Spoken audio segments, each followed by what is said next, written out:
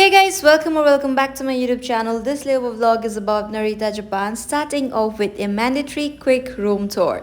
Before I get into the vlog, can we appreciate how green it is and how beautifully blue the sky is? I was just mesmerized.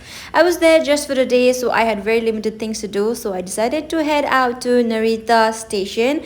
We had shuttle service from hotel itself, so it was very convenient to reach there. And one of the things that I wanted to do there was wear kimono. So we went to this Hanabi kimono store. You'll find their page in Instagram as well. A lot of the crew recommended this place. Apparently everybody goes here, gets dressed kimono, and visits the Shinshoji temple, which is the center of Narita.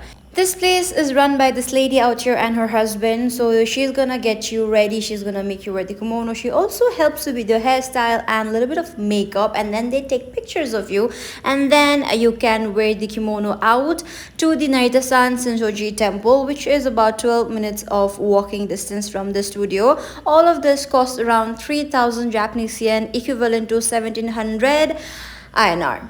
This small and beautiful city of Narita is situated in the eastern outskirts of Tokyo, and the central point of attraction here is the Narita-san Shinsoji temple.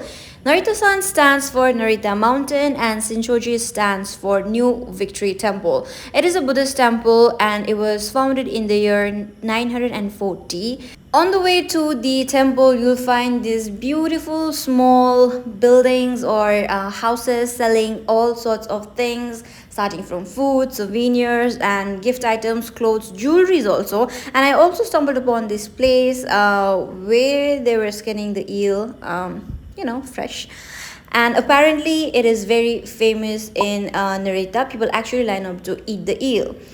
So this is the entrance to Narita-san temple. It is really beautiful. It feels like it is straight out of those movies, those prehistoric, not prehistoric, like old history based movies and series that we watch on Netflix or your television. The entrance to the temple is absolutely free, and you see that you will not find a lot of people around the temple in the video. That is because we were actually very late. It was around 5 or 6 p.m. when we arrived at the temple, and it was pretty empty, which I was not complaining at all about.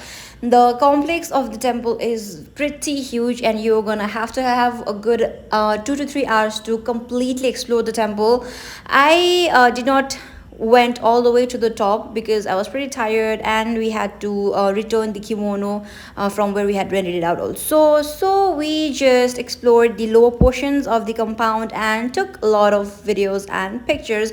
Overall, the place has very serene and peaceful vibe, like all the other temples or church or in any religious place like gives. So it was really serene. On the way back, I tried one of the street food. It was made out of I think rice powder, and kind of sticky and really tasty. And then we walked back to Narita station because our boss was gonna come here to pick us up.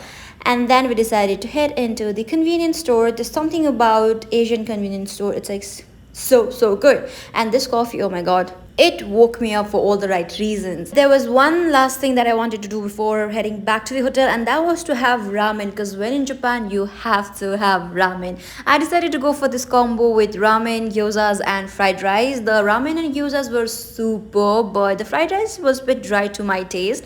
And then I went back to the hotel, enjoyed this ice cream, and did some skincare. So that was all for the vlog, guys. I hope you all enjoyed it. Thank you for watching. Until next time, bye.